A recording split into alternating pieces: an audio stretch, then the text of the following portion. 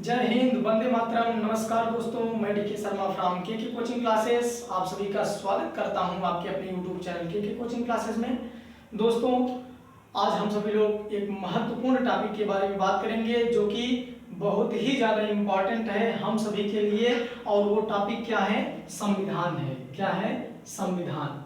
अभी हम लोग समझेंगे कि संविधान क्या है, संविधान कब बना था, कितना खर्च हुआ, ये सारी बात को समझेंगे। चलिए पहले हम सभी लोग भूमिका के बारे में समझें। भूमिका के तौर पर आप समझेंगे क्या? जैसे भैया कभी कभी मान लिया जाए कि कोई घर है और उस घर में एक गार्जियन अपने परिवार को चला रहा है। उस घर में एक मालिक है, तो उस मालिक को या उस गार्जियन को भी घर कैसे चलाना है, कैसे वो चलाता है, चाहे उसको वो अपने ढंग से नियम को बना करके रखा होता है, चाहे उसको अपने दिमाग में सेट करके रखा होगा कि हमें अपने घर को किस तरह से चलाना है। ठीक है, तो आप समझिए कि अगर वो कुछ दिन के लिए कहीं जाता है हम सभी के ऊपर छोड़ करके, भाई अब तुम घर देखो, हम इतने दिन के बाद लौटेंगे, तो हम सभी लोग क्या करते हैं? अब उस घर को चलाने के लिए अब हम लोगों के मन में क्या चलता है कि भाई अब घर को कैसे चलाया जाए।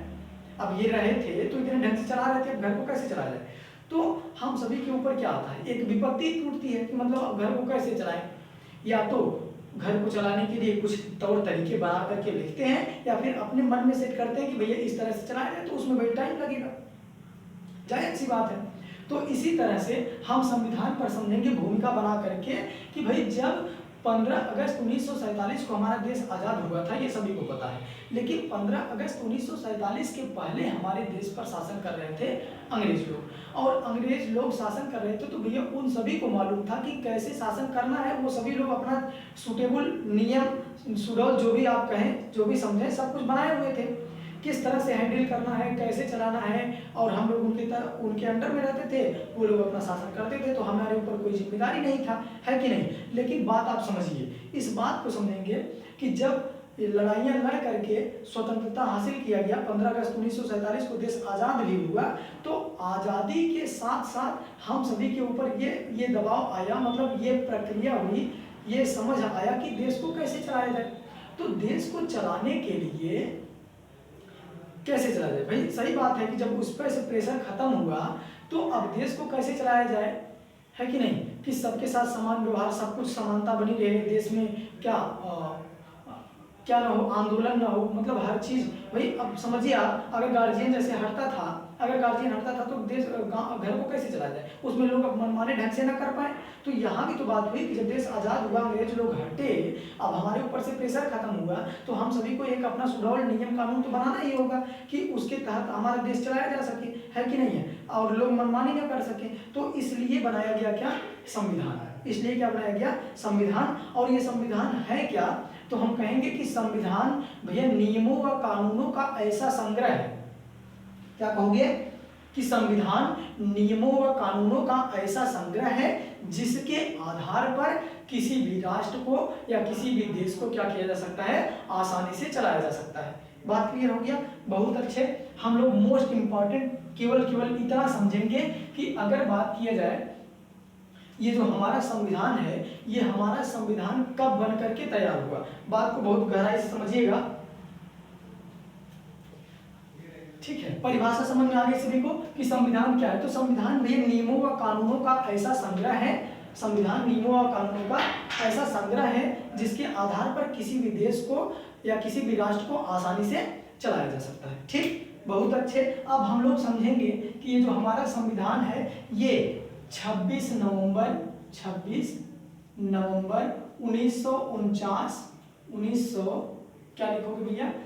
1949 ईस्वी में बनकर तैयार हो गया था। ये हमारा जो संविधान है, ये सन 26 नवंबर 1949 ईस्वी में बनकर के तैयार हो गया था। लेकिन अगर बात की जाए कि संविधान लागू कब हुआ, तो आप बताएंगे 26 जनवरी 1950 ईस्वी को संविधान लागू हुआ था। समझ में आ रही होगी आपको बात। क्या बताओगे कि 26 नवंबर 1949 को भैया हमारा ये जो संविधान है वो बन करके तैयार हो गया था।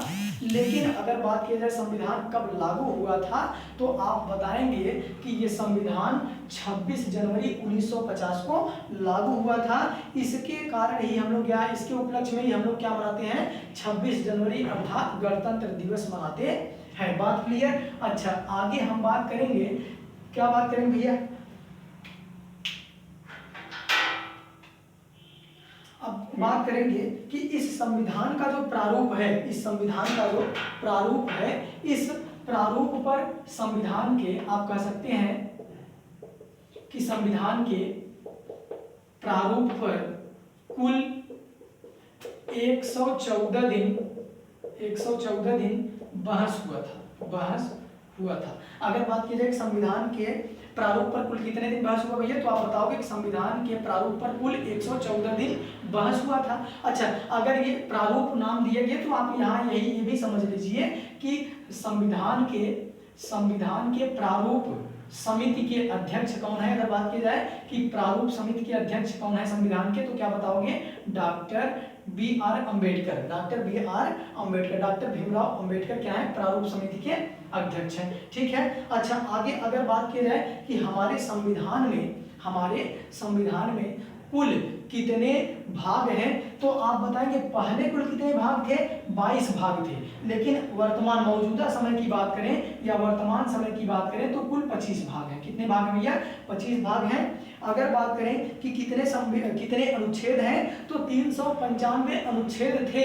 लेकिन वर्तमान समय की बात करें तो वर्तमान समय में 465 अनुच्छेद हैं। कितने, 465 आपके क्या हैं, अनुच्छेद हैं।